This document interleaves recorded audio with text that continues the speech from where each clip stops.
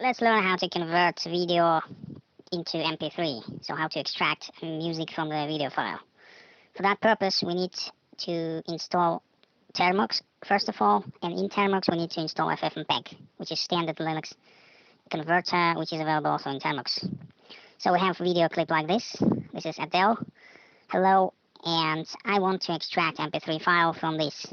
For that purpose, I go ahead and install Termux in the Android system. You can do the same thing in normal Linux desktop, but it's easier for me to record this on my phone. That's why I'm doing this on the phone, but you can do it on any Linux. So install Termux, which is a Linux command line, a Linux terminal in Android, and it's pretty lightweight. As you can see, it's only a few kilobytes of weight, but within Termux you can install a lot of different software from Linux, like V, it's a text editor, Nano, and so forth. So once we open Termux, we install ffmpeg, which is converter of media formats. So we write package install ffmpeg, and this is going to install this converter. So as I say, that you can use this converter on any Linux machine. So it is 58 megabytes of size. We wait till it installs. It depends on the phone's capabilities and network, the speed with which it's going to be installed, and then we can already start using it. So we try ffmpeg -i, which means input, and then we type the name of the file we want to input. So now current directory is the home directory of Termux, and that's why I write full path to the media file, which is something normally like storage and then SD card 0 or SD card 1, because it's second card, external card. I assume it is SD card 1. But let me go ahead to that folder first to see what's inside. CD, and then I type ls to see the list of the files inside. Yeah, first I go to folder clips, and then I see what's inside. Well, I don't have permission. So I have to give permission to Termux to access SD cards. So I go to apps, there I find Termux, and then I go to permissions and allow Termux to use external storage, where all our clips are located. So I go back to Termux and continue command again. I hope I'm going to see some bunch of files. No, I still have no permissions, and my current directory is clips, so something is wrong here. So I go out of clips, I go out of SD card 1 and see what's inside of the storage folder.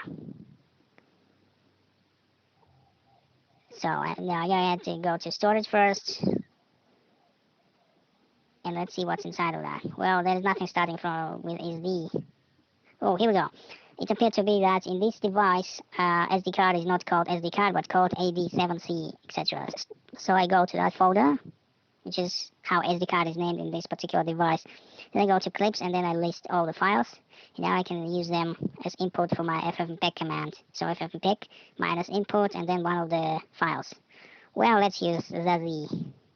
We have 3 ZZ files over here. Let's use one with Zen. All right. So how do I use autocompletion? Normally in Linux, in the terminal, you type tab, and it's going to be completed. Here I type volume up T, which is replacing tab. And I didn't specify output file, that's why it doesn't convert anything. It shows the input files parameters. So all the bitrate, the size of the frame, etc. All the information you might need about this file, about codec of that file. And as you can see, the audio part is 95 kilobits per second. So it's just in case you want to specify specific bitrate, not to have file bigger than it could be. Because if input file is 95 kilobits per second, there is no point to use greater bitrate because the quality will never improve, but you'll just increase the file size. So I type the second file, and as I typed MP3 as extension, that's why ffmpeg knows that this is MP3 file. And because it is MP3, it automatically understands that it's going to be a music file. So I converted just one file now, and now I want to convert all of them as a bunch. So I'm going to use for command of the terminal to convert these files all together, not to specify each one of them individually. It's very convenient when you have really a lot of files. If you have just a couple of them, just use ffmpeg -i, then name of the file, then name the output file with extension MP3. But in this case, I'm typing the for loop, and I use semicolon to separate lines because for command is separated, so it should be written on 3 lines. And because I type them all in one line, I have to separate those lines with a semicolon.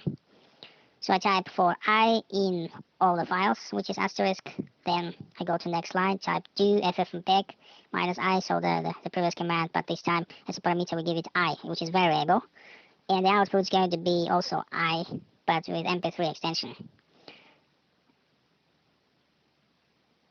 And I'm checking out the bitrate to specify bitrate. It's 95 kilobyte per second. That's why I type minus B, which is bitrate, and then specify 95K, which is the bitrate, desired bitrate. Then we go to the next line and type done and execute this. So it runs, but it doesn't convert. It just passes all the files within the folder. The reason is no such file, Zazie. The reason is names of the file have spaces. Space is a bad thing because space separates different parameters from the command. That's why it thinks that Zazie is one file and the following after space is already second parameter, but it's still the same name of the file. The solution might be to enclose name of the file with the quotation marks, so the spaces will not be treated as a separator of the different parameters. Let me try and enclose that with quotation marks, and it still didn't work. And the message is no such file directory. So you can rename all the files and replace spaces with remove spaces or replace them with underscore with a specific command, but I don't want to go deep into commands which you rename. So let's do it easier. Let's just manually rename them, not to have to go deeper into command line interface of the Linux. So just go ahead manually and remove all the spaces from the name, and then it should work. So let's do that with a couple of other files, just for demonstration purpose. So we have two files, then we go back to terminal and we type the command. So I go back to previous commands with the arrow up or volume up W if you don't have these spaces here. So now the conversion started because we removed spaces. That's why it treats the files correctly. And then it goes to all the files which have spaces. So the solution is to remove spaces manually. So let me create a folder MP3 in a particular directory. I don't have permission. Yeah, that is a little probably new version of Android. You don't have write permission on the external storage except for specific folders. So you cannot just do anything on any folder of that external storage, unlike previous Android versions where you could do anything you wanted. If you have permission, it is write access. But here you have read access, but for write access, you'll have to use specific folders. And I still don't have permission to create any folder in that external storage. Let me go to permissions, where permission is granted. So it's that I have to work in specific folder. Let me do one more thing. Let me go to TotalCommander. Well, still no permission for this directory. Let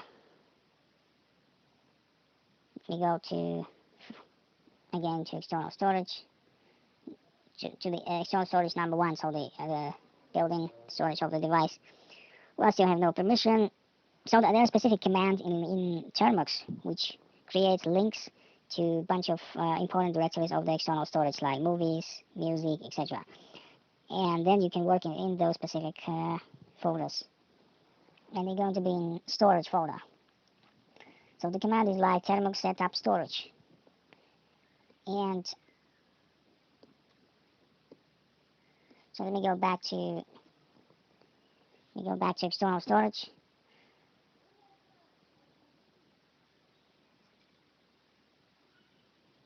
And I go to clips folder, and in clips folder, let me create directory again. Still no permission. So I go to TotalCommander and create that folder myself. Ah shit, this is annoying really. Scheißdreck Bomsch. Well, I tried to give permission 777, so total access to any user, but there's nothing to do with the user. This is just specific requirements of Android, all the versions that you have to run these commands. Termux setup storage.